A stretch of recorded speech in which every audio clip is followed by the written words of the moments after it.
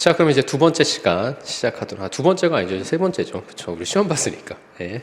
자, 여기 또 시험 보니까 또 적응이 안 되네요. 그렇죠. 항상 이제 기수 처음 때는 항상 또 적응이 안 돼요. 그러니까 늘 하던 강의지만은 항상 처음이라는 것에 대한 말이, 그러니까 느낌이 있는 것 같아요. 그러니까 처음이라는 것이 새로움도 있지만 약간 또 긴장감도 있고 새롭게 시작하는 거기 때문에 약간 그런 느낌이 있는데, GS 3기도 마찬가지예요. 사실은 GS 3기 때가 오히려 더 긴장감이 있는 것 같아요. 왜냐하면 그때는 이제 정말로 이제 시험 보러 가신다고 생각을 하니까 더 실전이라고 생각이 들어서 더 긴장이 되는 건데, 사실 뭐 연기 때나 일기 때는 이론 강의하는 거라서 사실은 뭐 긴장이 사실은 저는 그렇게 많이 되지는 않는데, 2, 3기는 여러분들도 긴장이 되기 때문에, 왜냐하면 듣는 사람들이 긴장을 하게 되면 강의하는 입장에서도 긴장할 수밖에 없거든요.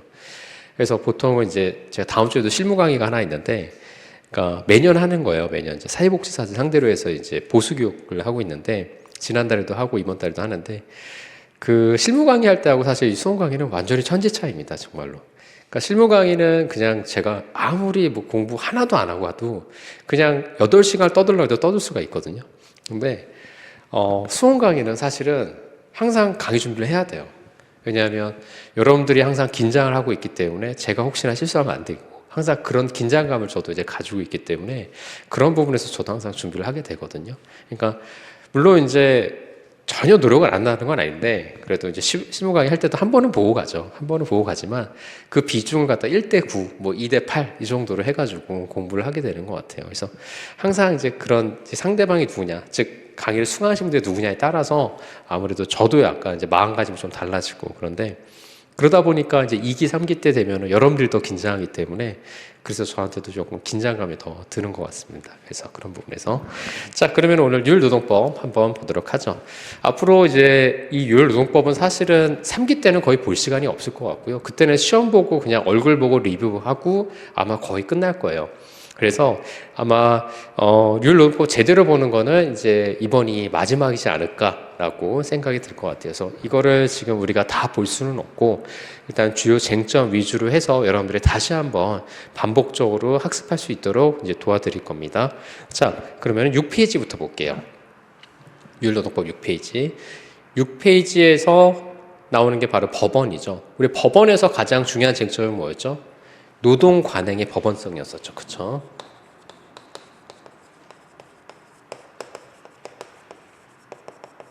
그쵸? 이 노동 관행의 법원성이 가장 중요한 쟁점이 돼요. 그쵸? 그래서 7페이지를 보시면은, 자, 관행의, 법원성과 관련해서 우리 두 가지의 판례 문구가 있었었죠. 그쵸? 자, 규범적 사실로 승인이 되거나 아니면은 아무런 이의제기 없이 사실상의 제도로 확립되는 경우. 그쵸? 한번 확인해 보도록 하죠. 자, 두 번째 줄 보시면은 기업사회에서 일반적으로 근로관계를 규율하는 규범적인 사실로 명확하게 승인되거나, 두 번째, 기업의 구성원이 일반적으로 아무런 이의를 제기하지 아니한 채 기업 내에서 사실상의 제도로 확립이 돼야 됩니다. 그렇게 된다라고 한다면 이 관행이 법원성이 인정될 수 있다라는 거예요. 법원성이라는 건 다른 말로 하면 법 규범이 되는 거죠. 그렇죠? 규범으로서 발음도 잘 안 되네요. 규범성이 인정이 된다라는 거예요. 그렇죠? 자, 밑에 판례 어떤 판례였었죠? 우리 판례 정리에 나와 있던 판례였죠. 뭐였었죠? 한국전력공사 사건이었죠. 그렇죠? 노동관행의 법원성과 관련해서 그거 보시면 될 것 같고요. 자, 그 다음에 8페이지 한번 보도록 할게요. 8페이지 관련해서 이제 법원의 상호 간의 충돌이 나와요. 법원 상호 간의 충돌은 크게 상위법 우선의 원칙은 상위법 우선의 원칙, 신법 우선의 원칙, 그 다음에 특별법 우선의 원칙이 원칙인데, 예외적으로 뭐가 있었죠? 유리조건 우선의 원칙이 있었죠. 그렇죠? 이 유리조건 우선의 원칙과 관련해서 단체협약과 타 규범 간에 유리조건 우선의 원칙이 적용될 수 있느냐. 그렇죠? 그래서 여기 보신 것 같이 적용 긍정설, 즉 편면 적용설이라고 했죠. 그 다음에 임종 교수님은 적용 부정설, 양면 적용설인데, 우리나라 판례는 어떤 입장? 적용 부정설의 입장이죠. 적용 부정설이라는 건 다른 말로 뭐예요?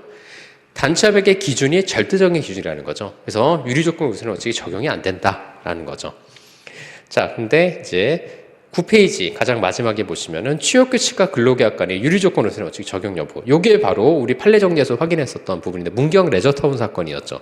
요게 30회 기출이었는데, 취업규칙과 근로계약 간의 유리조건 우선의 원칙 인정돼야 안 돼요? 된다고 하는 것이 판례 입장이었죠. 자, 확인해 보죠.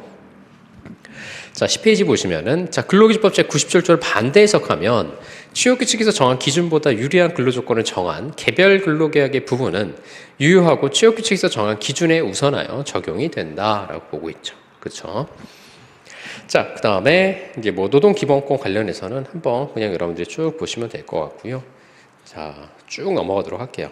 쭉 넘어가서 뭐 근로삼권의 제한 부분과 관련해서 뭐 요 부분은 아마 이제 교원노조법이나 이제 공무원 노사관계 뭐 이런 것들과 관련해서 이제 시험에 우리 범위에 들어있긴 한데 출제가 되기는 조금 뭐 이렇게 유력한 부분은 아니라서 여러분들이 기본적인 개념을 그래도 알고 가시는 게 가장 중요한데 이거는 뭐 나중에 공무원 노조법 할 때 아니면 교원 노조법 할 때 그때 잠깐 한번 보도록 하겠습니다. 자, 다음으로 넘어가도록 하죠. 자, 어디를 보시냐면 이제 가장 중요한 부분 31페이지죠. 그렇죠? 노동법상 권리 의무의 주체. 그렇죠? 그래서 이 권리 의무의 주체가 누구냐? 근데 일반적으로 권리 의무의 주체는 근로자가 있고 그렇죠? 사용자가 있죠. 그렇죠?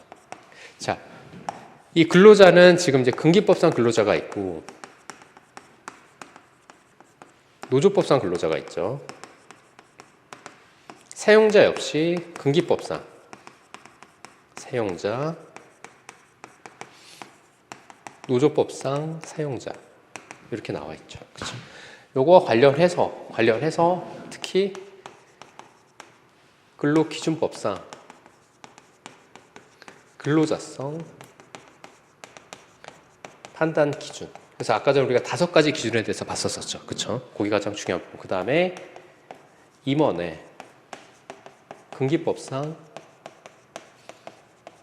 근로자성 판단 기준.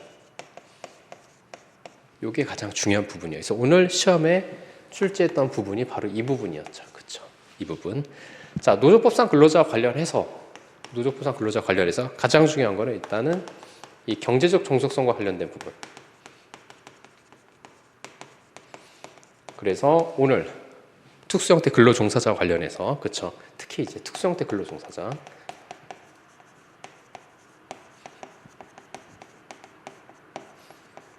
자 관련해서 재능교육 사건이라든가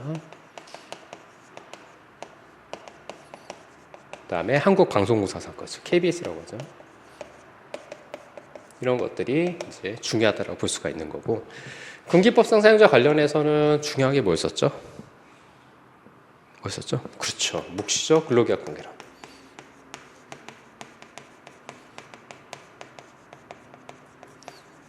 명시적인 게 아니라 묵시적이기 때문에 중요하다고 그랬죠. 그렇죠. 묵시적으로 근로계약 관계를 인정할 수 있느냐. 2가지의 요소가 있었어요. 대표적인 게. 그렇죠.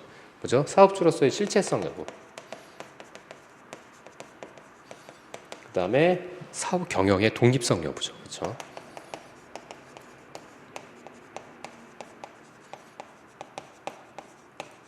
그래서 이거와 관련돼서 뭐 소사장제라든가 아니면은 그다음에 대표적인 SK인사이트 코리아 사건, 그래서 법인격 부인과 관련된 부분, 그다음에 원하청 관계라든가 근로자 파견이라든가 이런 것들이 이제 문제가 되는 다양한 케이스가 될 수가 있고, 자 노조법상 사용자와 관련해서는 첫 번째 가장 중요한 건 노조법상 사용자 개념에서 가장 중요한 부분은 뭐죠? 단체 교섭 파트하고 부당 노동의 부분이었죠, 그렇죠?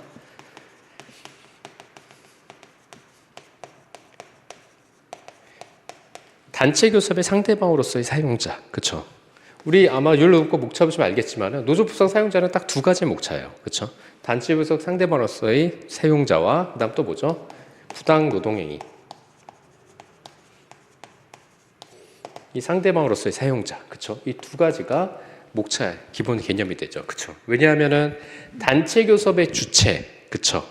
단체 교섭의 당사자로서의 사용자가 누구냐라는 것이 굉장히 중요하고 부당 노동행위의 주체로서의 사용자가 누구냐라는 것이 중요한 문제이기 때문에 노조법상 사용자에서는 이 2가지 파트에서가 가장 중요하다 볼 수가 있어요. 그래서 특히 이 2 부분. 자, 아까 전에 지금 우리 매점 운영자 사건에서 코리아 관광 개발 주식회사 사건에서도 그 갑회사가 매점 운영자들은 뭐라고 그랬어요? 근로자가 아니기 때문에, 노조법상 근로자가 아니기 때문에 우리는 적법한 주체가 아니다. 단체 교섭 상대방으로서 주체가 아니다. 그래서 교섭을 거부한 거죠. 그렇죠? 그렇기 때문에 이 단체 교섭의 상대방으로서, 단체 교섭의 주체로서의 사용자가 누구냐, 부당 노동의 사용자가 누구냐, 주체로서의. 요건 다 뭐냐면 사용자 개념의 이제 확장 문제로 이제 이어질 수 있는 거죠. 그렇죠? 이런 것들이 다. 그래서 이렇게 같이 연결지어서 보시면은 조금 더 좀 편하게 보실 수 있다라고 볼 수가 있고요. 자, 그러면은 하나하나씩 내용을 좀 확인해 보도록 하겠습니다. 자, 의의와 관련해서 먼저 근기법상 근로자입니다. 자, 오늘 조문 번호 확인해서 보신 바와 같이 노조법상 근로자하고는 한 가지만 다르다 그랬어요. 노조법상 근로자는 1항이 없는데, 항이 없는데, 이 근기법상 근로자 항이 있다 그랬죠. 그래서 2조 1항 제1호. 그래서 근로자란 직업의 종류와 관계없이 임금을 목적으로 사업이나 사업장에서 근로를 제공하는 자를 말한다라고 볼 수 있고, 취지는 당연히 근로자, 즉 근로기준법 적용 범위에 해당되는 자가 누구이냐를 확정하는 게 가장 중요하기 때문에 그 범위를 명확하기 위함이죠. 그렇죠? 자, 다음 페이지. 자, 근기법상 근로자의 개념과 관련해서는 이 조문을 2조 1항 제1호를 갖다 분설하시면 된다 그랬어요. 직업의 종류와 관계없이 사업 또는 사업장, 그 다음에 임금을 목적으로 근로를 제공. 근데 자, 세 번째 목차 근로기준법상 근로자성 판단 기준인데요. 자, 문제 소재 보시면 될 것 같고요. 이제 종전 판례 판단 기준과 관련해서 이런 것들 보시면 되는데, 자, 여기서 이제 종속적인 부분, 자, 33페이지 한번 보도록 하겠습니다. 이제 종속적인 부분과 관계해서, 자, 근로자성 판단 요소의 5가지 판단 요소들이 다 나오죠. 종속 노동성, 경제적 종속성, 즉 독립사업자성, 보수의 근로대가성, 그 다음에 계약관계의 계속성과 전속성, 그 다음에 부차적 요소들이 다 나오게 되죠. 그래서 그것들 확인하시면 될 것 같고요. 자, 그러면 이제 최근 판례 입장과 관련해서, 사실 뭐 최근 판례도 아니에요. 사실 06년도 판례인데, 자, 이제 부차적인 요소에 대해서 이제 판시를 하고 있죠. 자, 두 번째 줄 보시면은 중간에 다만 기본급이나 고정급이 정해졌는지, 근로소득세를 원천 징수했는지, 사회보장 제도에 관해서 근로자를 인정받는지 등의 사정은 사용자가 경제적으로 우월한 지위를 이용하여 임의로 정할 여지가 크다는 점에서 그러한 점들이 인정되지 않는다는 것만으로 근로자성이 쉽게 부정해서는 안 된다라고 보고 있는 거죠. 그렇죠? 자, 그래서 그런 부분들 중요하다 볼 수 있고요. 자, 그 다음에 35페이지. 자, 특수형태 근로 종사자와 관련된 부분인데, 뭐 특수형태 근로 종사자라 하더라도 사용자에게 어떤 지휘명령 하에서 보수를 받고 근로를 제공하면은 당연히 뭐 근로자성이 인정될 수 있는 부분이라고 볼 수 있고요. 그래서 이 특수형태 근로 종사자와 관련해서 오늘 사실관계에서 물론 그건 노조법상 근로자이지만은 그래서 그 매점 운영자들이 만약에 제가 단서 조항으로 근기법상 근로자가 인정이 안 된다라는 그 단서 조항이 없었으면은 근기법상 근로자 여부를 또 판단해 볼 수가 있다는 거예요. 그래서 그런 면에서 그래서 그런 부분에서 문제가 커질 수 있어서 제가 그거를 얘기했다고 볼 수 있고, 자, 박스만 잠깐 보겠습니다. 노무 제공자의 근로기준법상 근로자성 여부와 관련해서 근로자가 밑줄 군부 보시면은 근로자가 도급계약의 형식을 빌어서 우리 매점 운영자들과 좀 비슷한 계약의 형식이었죠. 근로를 제공하였다 하더라도 그 근로 형태가 사용자와의 사이에 있어서 사용종속 관계를 유지하면서 도급인의 사업장에서 특정한 노무 제공만을 하는 것이라면 자, 근로기준법상 근로자에 해당될 수가 있다라는 거예요. 그렇죠? 그래서 지휘 명령 하에서 즉 종속적인 관계에서 근로를 제공하냐 안 하냐에 따라서 자, 근로자성 여부가 판단될 수 있다라고 하는 거죠. 자, 다음 페이지 넘겨보도록 하겠습니다. 자, 임원의 근로기준법상 근로자성 문제인데요. 자, 오늘 봤던 부분, 의의는 아까 봤던 부분이고요. 물론 이제 두 번째 옆에 37페이지에 근로자성 판단 기준도 봤던 부분이지만은 다시 한번 보도록 하겠습니다. 가장 중요한 부분이니까 이제 두 가지의 부분, 지위가 형식적 명목적인지 여부, 그 다음에 지휘 감독 하에서 근로를 제공하고 보수를 제공받느냐, 이 부분이 중요한데요. 자, 첫 번째 단락에서 위로 5번째 줄 올라가면 거기 판례이라고 돼 있죠. 앞에 제일 앞쪽에 다 밑줄 그어져 있을 텐데, 자, 이사라 하더라도 그 지위나 명칭이 형식적, 명목적인 것이고 실제로는 회사의 기관이 아니라 사업주의 지휘 명령에 복종하면서 회사의 업무에 종사하고 그 대가로 보수를 받고 있다면 사용족속 관계가 인정이 된다라는 거예요. 자, 그러한 한도 내에서 근로자의 지위에 있다고 볼 수 있으므로 재해보상 또는 퇴직금 청구와 관련해서는 근로자로서 보호받는 것이 마땅하다라고 볼 수가 있는 거죠. 자, 그래서 즉 보시면은 이 판례를 이제 요약한 거죠. 자, 보시면은 판례는 임원이 근로기준법 근로자인지 여부는 그 지위나 명칭이 형식적 명목적인 것인지 사업주의 지휘 명령에 복종하면서 회사의 업무에 종사하고 있고 그 대가로 보수를 받고 있는지 등에 따라서 판단을 해야 된다라고 볼 수가 있고요. 그래서 따라서 임원이라 하더라도 업무 집행권 또는 업무 대표권 등이 전혀 없이 단순히 임금을 목적으로 근로를 제공하는 자의 경우에는 근기법상 근로자에 해당된다. 그래서 오늘 보신 바와 같이 어떤 회사 경영에 어떤 의사결정권이 있느냐 아니면은 업무를 갖다가 독립적으로 수행을 하느냐 이런 거 여부에 따라서 근로자냐 아니냐 여부를 판단할 수가 있는 거였었죠. 그렇죠? 자, 그거 확인해서 보시면 될 것 같아요. 자, 다음 페이지로 넘어가도록 하겠습니다. 자, 노조법상 이제 근로자 부분인데요. 자, 근기법상 근로자는 이와 같이 이제 인적 종속성을 굉장히 중요시하는 부분이라 볼 수 있는데, 이 노조법상 근로자는 종전에는 인적 종속성, 즉 근로기준법과 동일하게 판단 기준을 가져왔지만은 재능교육 사건 이후부터는 경제적 종속성을 좀 중시한다 그랬죠. 그렇죠?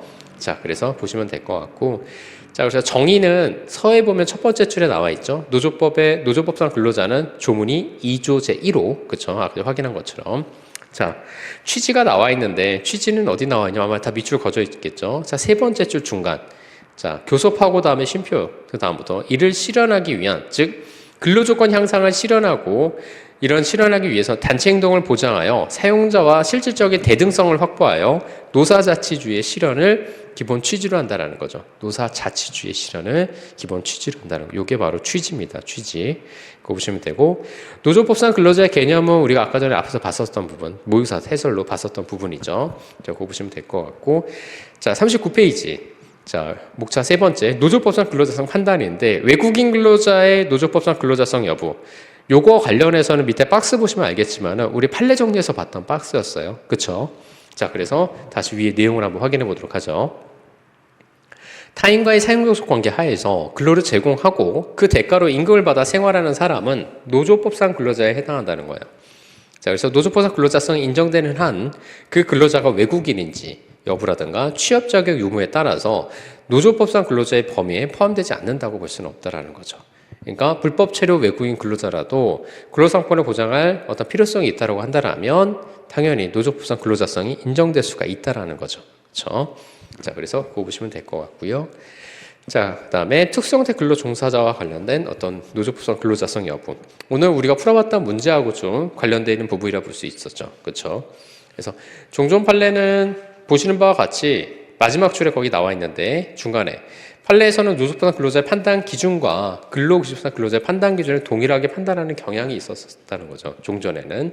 그래서 그런 부분에서 보시면 될 것 같고, 그래서 종전에는 거의 인적 종속성을 기준으로 판단했다는 거 보시면 알겠지만은, 자, 종전 판례 입장을 한번 잠깐 볼게요. 자, 노조법상 근로자란 타인과의 사용 종속 관계하에서 노무를 제공하고 그 대가로 임금을 받아 생활하는 자를 말한다.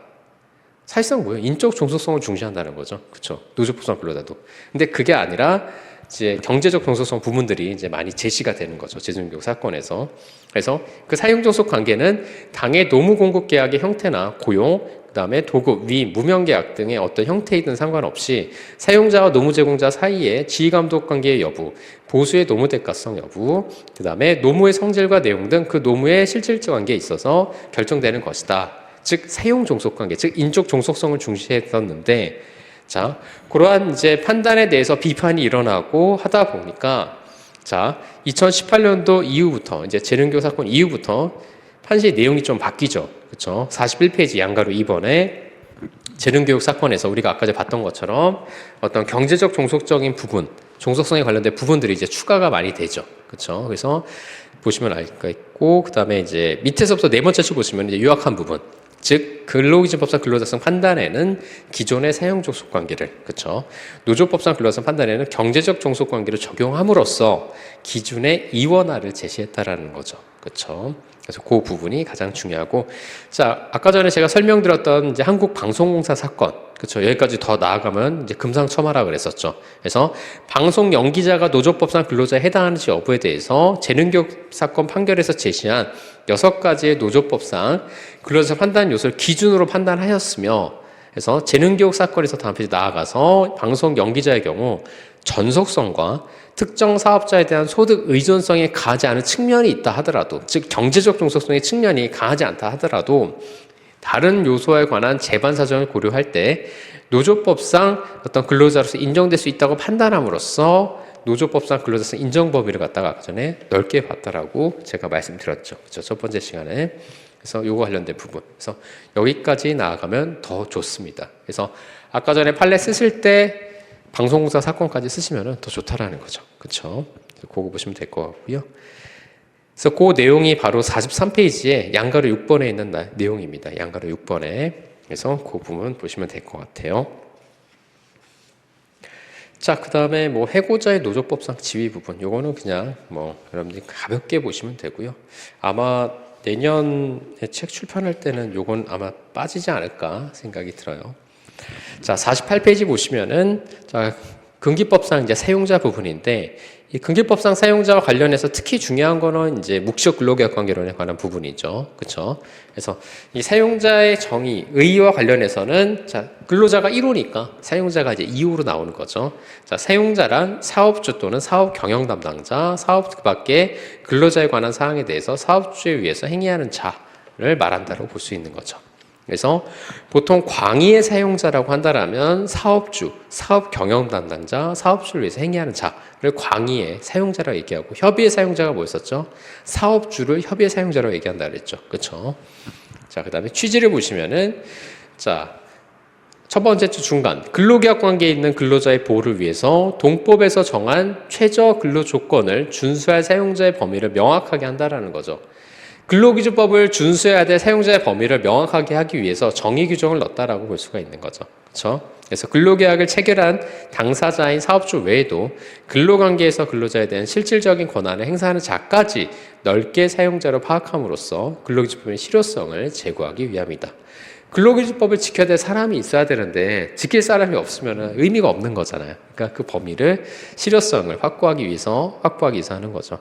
자, 근로기준법상 사용자의 개념, 사업주, 사업 경영 담당자, 그다음에 근로자에 관한 사항에 대해서 사업주에서 행위하는 자인데, 뭐 사업주보다는 특히 이제 근로자에 관한 사항에 대해서 사업주에서 행위하는 자, 이 부분들이 제일 문제가 될 수 있다라는 거죠. 그렇죠? 왜냐하면 이분들은 근로자성도 인정이 되지만 사용자성도 인정되는 어떤 양면적 지위에 있는 부분들이기 때문에 항상 문제가 될 수 있다라는 거예요. 그래서 우리가 취업규칙을 불이익하게 변경할 때는 우리 동의를 받아야 되잖아요. 그렇죠? 이 동의를 받을 때 그러면은 이분들도 해당이 되는 거냐? 근로자성이 인정되면서 사용자성 인정된 분들도 동의를 받을 수 있는 거냐? 이런 것들이 문제가 돼요. 실무적으로는. 근데 이 양면적 지위에 있는 자들은 사용자성을 일단 가지고 있으니까 이분들을 제외하고 동의를 받는 것이 행정해석이라든가 아니면 판례 입장이라고 볼 수 있어요. 그렇기 때문에 특히 이분들이 가장 문제가 된다 볼 수 있고, 사업자하고 사업 경영 담당자 그냥 보시면 될 것 같은데, 자, 세 번째, 그러면은 49페이지. 근로자에 관한 사항에 대해서 사업주를 위해서 행위하는 자. 자, 정의를 보시면 첫 번째 줄에 나와 있는데, 근로자의 인사, 급여, 후생, 노무관리 등 근로조건 결정 또는 업무상 명령이나 지휘감독을 하는 등의 사항에 대하여 사업주로부터 일정한 권한과 책임을 부여받은 자라는 거죠. 그러니까 근로자에 관한 사항에 대해서 사업주를 위해서 행위하는 자는 사업주의 업무를 갖다가 위임 또는 어떤 권한을 갖다가 부여받아가지고 행위하는 자를 갖다가 사용자라고 볼 수가 있는 거죠. 그래서 이와 같은 책임과 권한의 유무는 부장 또는 차장 등 형식적인 직에 따를 것이 아니라 구체적인 책임과 권한에 의해서 판단한다는 거죠. 그렇죠? 형식은 1차적인 판단 기준, 2차적인 거는 중요한 건 실질인 거죠. 그래서 이분들이 과연 실질적으로 일정한 권한과 책임이 있느냐 여부에 따라서 판단한다는 거예요. 그렇죠? 자, 그다음에 보시면 될 것 같고, 자, 다음 페이지 사용자 개념의 상대성과 양벌 규정 이제 한번 보시면 될 것 같아요. 자, 가장 중요한 부분, 이제 사용자 개념의 확대 부분이죠. 그렇죠? 자, 사용자 개념 확대 개념과 관련해서 이제 특히 중요한 건 묵시적 근로계약 관계론이죠. 그렇죠?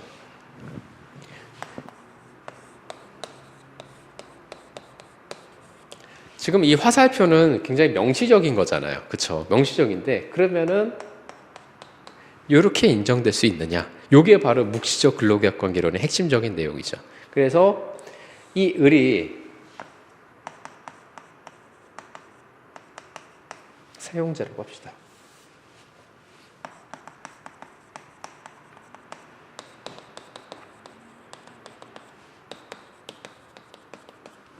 저 을이 이 두 가지 실질성이 있느냐 아니면은 사업 경영의 어떤 독립성이 있느냐 여부에 따라서 이게 부인이 되면은 실질적으로 보다 여기하고 근로계약 관계를 맺는 관계가 된다는 거죠. 이게 바로 묵시적 근로계약 관계론의 핵심적인 내용이었죠. 자, 한번 보도록 할게요. 자, 우리 29회 때 이제 시험에 나왔던 부분인데요. 자, 29회니까 충분히 출제될 가능성이 있다고 볼 수 있죠. 그렇죠? 작년에는 제가 묵시적 근로계약 관계를 처음으로 한번 냈었는데, 그러니까 처음으로 낸 게 아니라 첫 회, 그러니까 1회 모의고사 때 처음으로 냈었는데, 이번에는 반대로 그냥 근로자성으로 아예 그냥 폭탄을 드렸어요. 폭탄을. 근데 자 보시면 이거 뭐 출제할 수는 있습니다. 그래서 그거는 뭐 여러분들한테 얘기는 못 드리고요. 자 보시면은 첫 번째 줄, 자 다음에 보시면은 원고용주에게 고용되어 제3자의 사업장에서 제3자의 업무에 종사하는 자를 제3자의 근로자로 할 수 있으려면 원고용주가 누구죠? 여기서는 을이죠. 그쵸? 원고용주. 사업주로서의 독자성이나 독립성이 결하여 제3자의 노무대행 기관과 동일시할 수 있는 등의 그 존재가 형식적이고 면목적이라고 하죠. 을이라는 사람의 존재가 형식적이고 명목적이냐, 즉 실체성이 있느냐는 거죠. 그렇죠? 자, 그다음에 자, 사실상 당의 피고용인은 제3자와 종속적인 관계에 있으며 실질적으로 임금을 지급하는 자도 제3자이고 또 근로제공의 상대방도 제3자이어서 당의 피고용인과 제3자 간에 묵시적 근로계약 관계론이 성립되었다고 평가될 수 있어야 되는데, 자, 요약한 부분 다시 한번 확인해 보죠. 51페이지. 자, 판례는 사용자가 되기 위해서 명시적 또는 묵시적 근로계약 관계가 존재해야만 하고 그러한 관계에 있는 자만을 사용자로 판단하고 있는데, 묵시적 근로계약 관계가 성립하려면 첫 번째, 원고용주의 사업주로서의 실체성이 있느냐, 그 다음에 두 번째, 원고용주와 피고용의 제3자 사이에 실질적인 고용관계가 있느냐, 이런 것들을 이제 모두 충족해야 된다라고 볼 수가 있는 거죠. 그렇죠? 그래서 이런 것들을 이제 보시면 될 것 같아요. 그래서 자, 그 다음에 넘어가도록 하죠. 자, 세 번째, 구체적인 어떤 판단 기준. 자, 소사장제 뭐 보시면 될 것 같고요. 특히 중요한 거는 이제 SK 인사이트 코리아, 즉 법인격 분야에 관한 법리죠. 그래서 자, 첫 번째 줄 보시면은 우리 아마 이제 판례 정리에서도 이제 나왔던 그 사실관계인데요. 자, 위장 도급의 형식으로 근로자를 사용하기 위해서 하청업체의 법인격을 이용한 것에 불과하고 실질적으로는 원청회사가 요새 SK였죠. 그쵸? SK가 자, 근로자들을 직접 채용한 것 같은 바 따라서 원청회사가 하청회사의 근로자를 직접 고용한 것으로 된다. 우리가 사실관계를 판례 정리에서 봤었지만은 그때 이 을이 인사이트 코리아라고 한다라면 사실상에 뭐였었죠? 노무대행 기관에 불과했었죠. 실제 모든 권한들을 갖다가 다 SK에서 행사하고 여기서 면접을 볼 때도 SK 임원들이 가서 면접을 가서 보고 다 그랬었잖아요. 그렇죠? 그래서 실질적으로 그냥 노무대행 기관에 불과했다라고 볼 수가 있기 때문에 그때는 근로계약 관계가 이렇게 성립이 된다. SK하고 근로계약 관계 성립된다. 이렇게 판단했던 사안이었죠. 그렇죠? 그렇게 보시면 될 것 같고. 자, 그다음 세 번째입니다. 현대 미포조선 사건에서 이제 종업원 지위와 관련된 어떤 사건인데요. 자, 판시 내용 한번 잠깐 보도록 하죠. 세 번째 줄 중간부터 보시면은 실질적으로는 업무 수행의 독자성이나 사업경의 독립성을 갖추지 못한 채 피고회사의 일개 사업부서로서 기능하거나 노무대행 기관의 역할을 수행할 뿐이고 오히려 사용사업주인 현대 미포조선이 원고들로부터 종속적인 관계에서 근로를 제공받고 자, 임금을 포함한 제반 근로조건을 정하였다고 봄이 상당하므로 자, 원고들과 피고회사 사이에는 직접 피고회사가 원고를 채운 것 같은 묵시적인 근로계약 관계가 성립이 된다는 거죠. 즉, 이 사안에서도 갑이 현대 미포조선이 되겠죠. 그러면 이 을이라는 도구업체, 하도급업체가 사실상에 뭐였다? 이 미포조선과의 관계에서 실적인 노무대행 기관에 불과했다라는 거죠. 그렇죠? 실제성이 인정되지 않는, 그래서 묵시적 근로관계론이 성립이 됐던 그런 사건이었고요. 자, 그다음에 뭐 근로자 파견 부분 보시면 될 것 같고, 자, 그 다음에 원하청 관계, 뭐 이런 것들, 자, 보시면 될 것 같습니다. 가장 일반적인 게 묵시적 근로계약 관계론에서는 원하청 관계라든가 도급 관계, 뭐 이런 것들이 가장 일반적인 그런 적용될 수 있는 범위라고 볼 수가 있어요. 자, 55페이지 한번 보도록 하겠습니다. 자, 노조법상 사용자 부분인데요. 자, 노조법상 사용자 보시면 앞에 단체 교섭 상대방으로서의 사용자와 부당노동인 상대방으로서의 사용자, 주체로서의 사용자가 있는데 목차 한번 확인해 보도록 할게요. 자, 보시면은 56페이지에 단체 교섭 당사자로서의 사용자 있었죠. 그쵸? 그 다음에 58페이지 보면 부당노동의 주체로서의 사용자. 이렇게 두 가지가 있습니다. 그래서 그것만 기억하시면 돼요. 그것만. 자, 그러면은 55페이지로 넘어오셔서 자, 2조 2호입니다. 그쵸? 아까 2조 1호가 근로자였죠. 그쵸? 2조 2호. 자, 사용자라 하면 사업주, 사업경영 담당자 또는 그 사업의 근로자에 관한 사항에 대해서 사업주를 위해서 행동하는 자를 말한다. 라고 규정하고 있고요. 근기법상 근로자와, 근기법상 사용자의 구별은 굉장히 있죠. 자, 많은 게 뭐냐면 일단은 첫 번째 주 중간 노조법상 사용자는 노동조합의 상대방이고요. 그렇죠? 그다음에 단체 교섭의 상대방이고 그다음에 부당 노동의 주체로서의 어떤 상대방이 될 수가 있는 거죠. 그렇죠? 그런 부분들. 자, 노조법상 사용자 개념 한번 보시면 될 것 같고 자, 여기서 중요한 거는 일단은 이제 그 근로자에 관한 사항에 대해서 사업주로에서 행위하는 자 역시 마찬가지예요. 이 사용자 개념에 관련해서는 근로자에 관한 사항에 대해서 사업주에 위해서 행위하는 자, 즉 양면적지에 있는 자들이 항상 문제가 돼요. 그렇기 때문에 여기서 쟁점이 됐던 그때 판례가 뭐였냐면 우리 한국외고대학교 사건이 있었었죠. 판례 정리에도 나와 있듯이 그래서 요게 가장 이제 문제가 됐던 거고요. 자, 그다음에 세 번째 단체 교섭 당사자로서의 사용자 한번 보도록 하겠습니다. 자, 단체 교섭의 당사자로서의 사용자, 단체 교섭의 당사자, 즉 단체 교섭의 주체가 되려면은 사용자는 일단 근로자하고 어떤 관계에 있어야 되죠? 근로계약 관계가 있어야 되죠. 그렇죠? 명시적이건 묵시적이건 근로계약 관계가 있어야 되는 게 가장 중요한 거죠. 그러니까 근로계약 관계가 없으면은 원칙적으로는 뭐다? 단체 교섭의 상대방으로서의 사용자가 될 수는 없다라는 거예요. 그래서 특히 문제가 되는 거는 특히 파견 관계에서 많이 문제가 되죠. 파견 근로자가 사용사업주를 상대로 해서 만약에 단체 교섭을 요구하는 경우라든가 이런 경우 아니면 이 도급 관계에서 하청업체 직원이 원청을 상대로 해가지고 단체 교섭을 요구하는 경우 그래서 이런 경우들이 있는데 그러한 경우에도 실질적으로 묵시적 근로계약 관계론이 성립이 되느냐 여부에 따라서 달라질 수가 있겠죠. 묵시적 근로계약 관계론이 성립이 되면 단체 교섭의 상대방으로서 사용자는 바로 갑회사, 원청이 되는 거죠. 그렇죠? 그렇기 때문에 그런 것들이 중요하다는 거. 자, 그 다음에 원칙 보시면은 자 56페이지. 자, 원칙의 두 번째 줄 끝에 한번 볼게요. 그래서 사용자라 함은 자 근로자와 사이에서 사용 종속 관계가 있는 자, 즉 근로자와 사이에 그를 지휘 감독하면서 그로부터 근로를 제공받고 그 대가로서 임금을 지급하는 것을 목적으로 명시적이거나 묵시적인 근로계약 관계가 있어야 된다는 거예요. 그래서 가장 중요한 거는 단체 교섭의 상대방으로서의 사용자는 명시적이든 묵시적이든 근로계약 관계가 있어야 되는 거죠. 그렇죠? 왜냐하면 우리가 생각을 해보면은 단체 교섭의 목적이 뭐예요? 단체 교섭의 목적. 단체 교섭은 뭐죠? 근로조건 향상인 거죠. 그렇죠? 근로조건을 향상시킬 수 있는 어떤 주체가 권한을 가지고 있는 사람이 사용자잖아요. 근데 나하고 근로계약 관계를 맺고 있지 않은 사람이 내 근로조건을 향상시킬 수 있는 건 아니잖아요. 그렇죠? 그렇기 때문에 명시적이든 묵시적이든 근로계약 관계론이 있어야 되는 거예요. 근로계약 관계가 있어야 되는 거죠. 자, 57페이지 보시면은 사용자 개념의 이제 확대 필요성이죠. 왜냐하면 이 사용자 개념 확대 필요성은 이런 문제, 특히 이제 도급에서 많이 문제가 되죠. 도급에서. 실질적으로는 형식적인 거는 근로계약 관계를 맺고 있지만 실질적으로 만약에 어떤 업무 지시를 하거나 또는 마찬가지로 근로자한테 업무 지시를 하거나 이런 경우에는 실제로 사용자를 갑으로 볼 수 있는 거 아니냐 이런 형태라든가 즉 고용 형태가 사실은 이제 뭐 예전 전통적인 고용 관계하고 좀 달라진 게 왜냐하면 플랫폼 사업이라든가 뭐 IT 사업이라든가 뭐 이런 것도 AI 사업이라든가 이런 것도 굉장히 많이 발달하다 보니까 내 사용자를 누구로 볼 것이냐 이런 부분들이 많이 문제가 될 수 있잖아요. 그렇기 때문에 이 사용자의 확장 문제는 계속 아마 언급이 될 것 같고 그렇기 때문에 이런 부분에서 노란복도법이라는 것도 우리가 물론 대통령이 이제 거부권을 행사했지만 없어졌지만은 그래서 이 노란복도법이라는 것도 사실 이제 계속 문제가 될 수 있다. 아마 이번에 뭐 총선에서 뭐 야당이 이제 승리를 했기 때문에 또 다시 이제 뭐 추진할 수는 있겠죠. 아무래도 과반수 이상 이제 얻었으니까. 자, 보시면은 실질적 영향력 내지 지배력설과 관련된 부분인데 우리 현대중공업 사건이었죠. 우리 판례 정리에도 나와 있는. 자, 보시면은 사용자 개념 확대 필요성과 관련해서 최근 판례에서도 고용주는 아니면서 해당 근로자에 대한 기본적인 근로조건 등을 실질적, 구체적으로 지배 결정할 수 있는 자는 부당노동의 주체가 될 수 있다.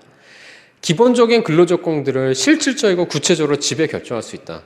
그럼 뭐예요? 결정 권한이 있다라는 거잖아요. 그 근로조건 향상에 있어서의 결정 권한이.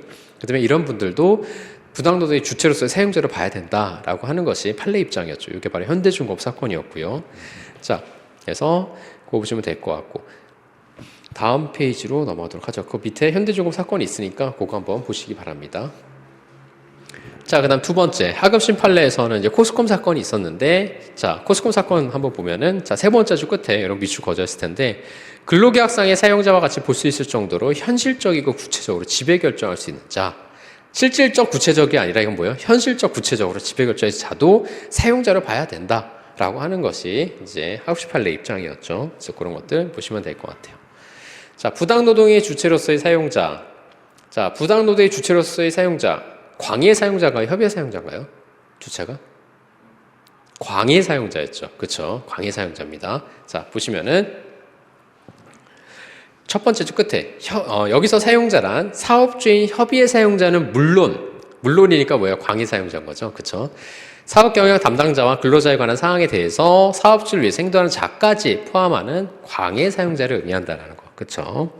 자, 그 다음에 지배기업 주체로서의 사용자 개념 확대 부분. 자, 보시면은 부당노동의 금지 수규자로서의 사용자. 부당노동의 금지를 지켜야 될 자로서의 사용자가 누구냐라는 건데 요거와 관련해서 사용자 개념 확장 문제가 들어갈 수가 있겠죠. 그렇죠? 그래서 실질적이고 구체적으로 지배 결정할 수 있는 자까지도 수규자로서 인정될 수 있다라는 거죠. 그렇죠? 그래서 여기 보시면은 자, 판례 문구는 밑에서 세 번째 줄 끝에 그 시정을 명하는 구제 명령을 이행할 사용자에 해당된다. 이게 바로 그 사용자의 확장 부분과 관련된 이제 판례라고 볼 수 있는 거죠.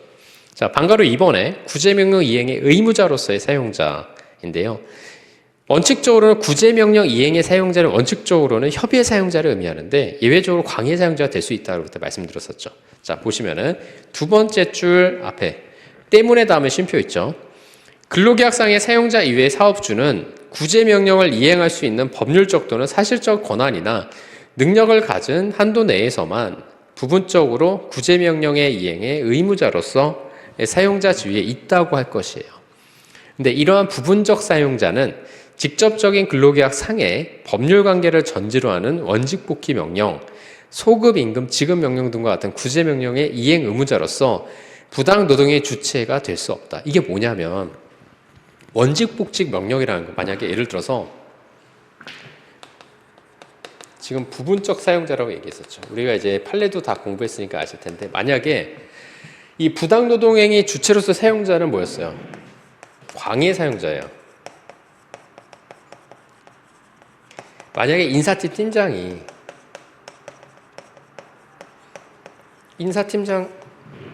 뭐예요? 사용자 될 수 있죠. 그쵸? 사용자 될 수 있는데 이 사람을 상대로 부당노동의 구제 신청을 했어요. 그럼 만약에 판정이 나올 거 아니에요. 그러면은 이 사람에 대해서 원직복지 명령을 누가 이행해야 되냐? 이 사람이 이행해야 되는 게 아니라 누가 이행해야 돼요? 대표이사가 이행해야 되잖아요. 그쵸? 왜냐하면 대표이사 명의로 아무래도 인사명령을 낼 거 아니에요. 인사권이 이 사람한테 있는 게 아니잖아요. 그렇죠? 그렇기 때문에 이런 경우에는 자 주체가 될 수 없다라는 거죠. 그러니까 원직복귀 명령이라든가 임금 지급 명령, 임금을 누가 줘요? 인사팀장이 주는 게 아니잖아요. 그렇죠? 그렇기 때문에 이런 경우에는 될 수가 없다라는 거죠. 그렇죠? 그래서 그런 것들 보시면 될 것 같아요. 자, 그러면은 다음 페이지로 넘어가서 이제 근로기준법의 총론 부분입니다. 총론 부분과 관련해서 먼저 이제 시간이 많이 없어서 이 균등처만 하고 잠깐 쉬겠는데요. 특히 이 균등처와 관련돼서는 이제 최근에는 26회 때 한번 출제가 됐고 했는데 기간제법상 차별, 즉 어떻게 보면 비정규직 차별과 연결되는 부분이라 좀 볼 수 있기 때문에 그거랑 같이 보시면 됩니다. 그래서 차별적 처우의 판단 기준과 관련해서 이런 것들 같이 보시면 좀 좋고요. 그러니까 기간제이냐 아니냐, 정규직이냐에 따라서 좀 달라질 수가 있겠죠. 정규직 관련한 차별 일반적으로 이제 균등처와 관련된 6조의 부분이 적용될 수 있고 기간제 같은 경우에는 아무래도 이제 기간제법이 이제 정해져 있기 때문에 거기서 이제 차별 시정 문제로 연결될 수가 있겠죠. 그래서 두 가지로 나눠서 볼 수는 있는데 아무래도 이제 문제 출제하는 입장에서는 기간제법상의 차별 부분, 차별 시정 부분을 더 출제하기가 더 쉬워요, 확실히. 근데 이제 정규직 차별과 관련해서는 사실 일반적으로 그렇게 흔치가 않기 때문에 물론 차별이 있을 수는 있는데 그와 관련해서 사실 기간제법상 별도의 이제 규정이 있고 그다음 법률이 제정되어 있기 때문에 그거와 관련된 부분들이 오히려 더 중요할 수 있다고 볼 수 있고요.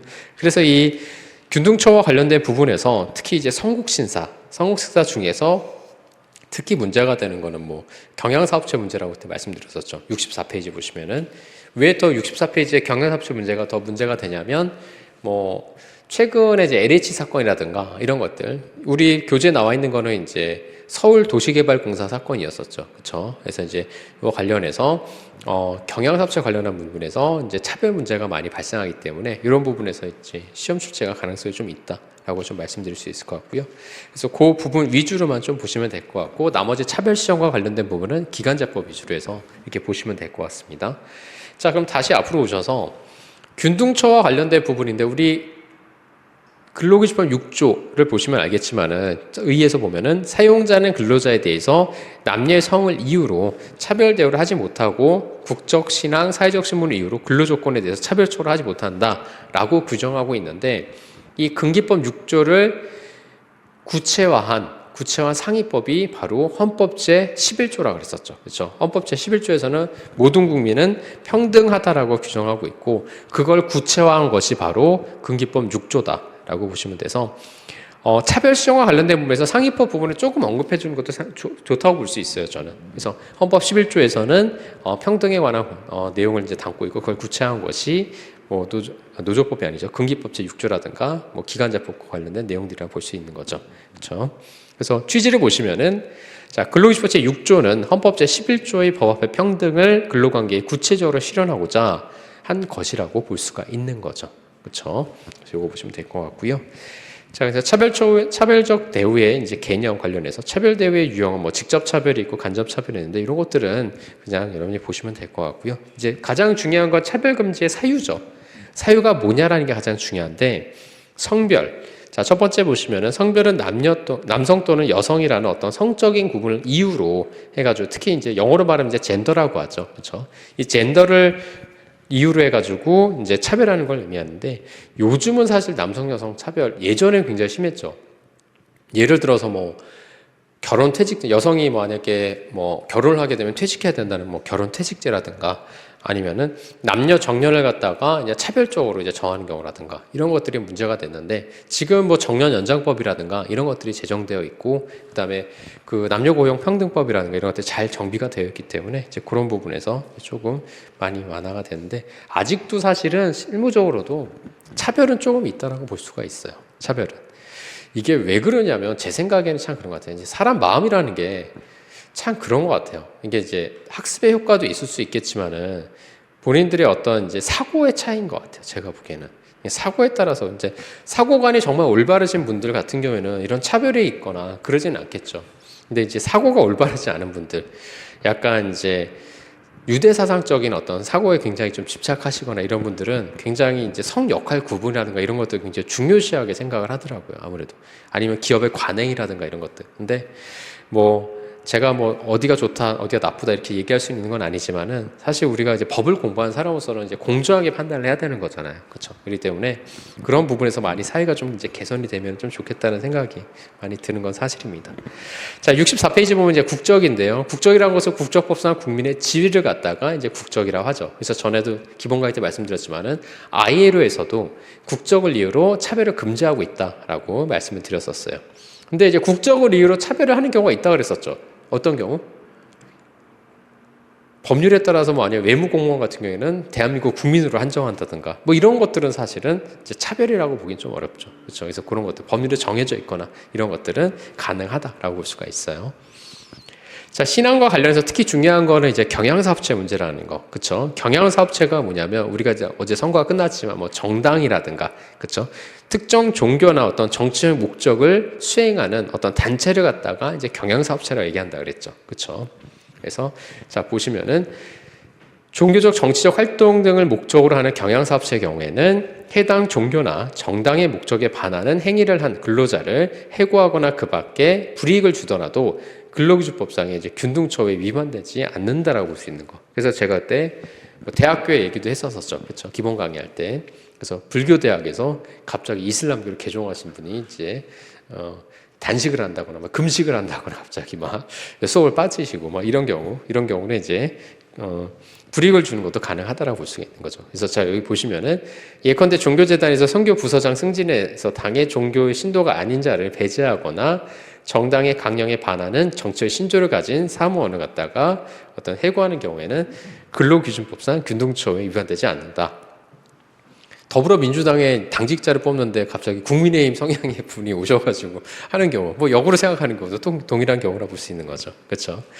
자, 그럼 가능하다라고 볼 수 있고 밑에 판례는 일단 도시개발공사 사건인데요. 자, 그거 한번 참고로 보시면 될 것 같고, 자, 그래서 이제 요 관련해서 밑줄 그부분 한번 확인해 보죠. 자, 보면은, 자, 양가로 1번에서 근로자의 사생활에서의 비행은 사업 활동에 직접 관련이 있거나 기업의 사회적 평가를 훼손할 염려가 있는 경우에는 하나요, 정당한 징계 사유가 될 수 있다. 우리 여기 보시면 알겠지만 가장 중요한 사생활에서의 비행이잖아요. 그렇죠? 원칙적으로 사생활에서의 비행을 갖다가 징계할 수는 없지만은, 원칙은 징계할 수 없지만 그것이 사생활에서의 비행이 회사의 어떤 이미지 훼손이라든가 어떤 업무와 직접 좀 관련이 있다라고 한다면 징계 사유가 될 수가 있다라는 거죠. 그렇죠?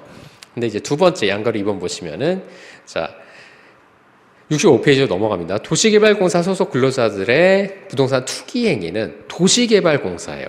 그러니까 내부 정보를 많이 알고 있겠죠. 부동산에 관한 내부 정보들은.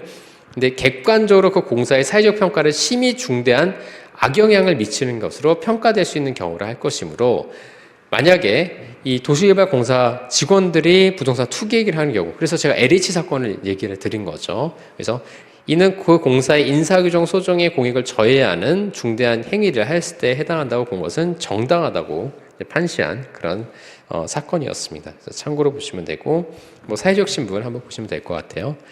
차별대우의 내용과 관련해서는 아무래도 근로 조건에 대한 일체의 차별을 의미한다 그랬었죠. 그렇죠? 그래서 근로 조건 이전에 모집 채용 단계에서는 사실은 근로 조건과 관련은 없는 거기 때문에 그거는 남녀 고용법에서 이제 적용을 받을 수 있지만은 근로기준법에서는 보호해주지 않는다라는 거. 그렇죠? 그거 보시면 될 것 같고요. 자, 합리적인 이유가 있으면 이제 차별을 할 수가 있는데, 우리가 이제 헌법 11조에서의 평등이라고 하는 것은 절대적 평등이 아니라 상대적 평등이라고 그랬었죠. 상대적 평등이기 때문에 합리적인 이유가 있으면 차별할 수가 있다라는 거. 그래서 대표적인 예가 제가 이제 말씀드렸지만, 여러분들이 만약에 노후법인을 들어와요. 노후법에 들어오면 여러분들이 가장 이제 막내 노무사가 되는 거죠. 그렇죠? 막내 노무사가 되고, 그럼 그 위에 이제 선배 노무사가 있고, 더 선배 노무사가 있을 거 아니야. 자, 선배 노무사와 여러분들의 임금이 같을 수가 없겠죠. 그렇죠? 왜냐하면 그분들은 경력이 있고, 그 다음에 업무 난이도가 좀 더 높을 거고, 그렇기 때문에 그런 차등을 두는 거죠. 그래서 임금의 차등을 두는데, 그거는 합리적인 이유라고 볼 수가 있기 때문에 당연히 임금을 그렇게 줄 수가 있는 건데, 만약에 여러분들의 동기가 같이 들어왔는데 누구는 어느 대학교를 나와서 좀 더 주고, 누구는 어느 대학교를 나와서 좀 덜 주고, 이렇게 해버리면은 사실 그건 합리적인 이유라고 볼 수가 없는 거죠. 그렇죠? 그렇기 때문에 그런 부분에서 이제 문제가 될 수가 있겠죠. 그래서 합리적인 이유가 있으면은 가능하다라고 볼 수가 있고. 자, 그래서 밑에 보시면은 한국전자기술연구원 사건. 이것도 우리가 판례를 한번 봤던 건데요. 그 기본 강의할 때. 자, 정년 유지형 이제 임금 피크제에 관한 이제 그런 이제 판례였었죠. 그래서 요거 관련해서 말씀을 한번 드렸던 게 있었는데, 이게 고령자 고용법과 관련된 부분이라서 아무래도 여러분들 이제 기본적인 내용은 알고 계시되 너무 깊이 들어가지 말라라고 이제 말씀을 한번 드렸죠. 그렇죠? 그래서 우리 2차 시험 범위는 아니어가지고 한번 말씀드릴 적이 있었던 것 같아요. 그다음에 뭐 입증 시행과 구제 절차 이런 것들은 그냥 한번 보시면 될 것 같고요. 자, 다음으로 넘어가도록 하겠습니다. 뭐 강제 근로 금지 이제 부분인데요. 이 부분부터는 우리가 좀 시간이 지금 다 돼서 잠깐 쉬었다가 마지막 시간에 이거 진행하도록 하겠습니다. 잠깐 쉬도록 하겠습니다.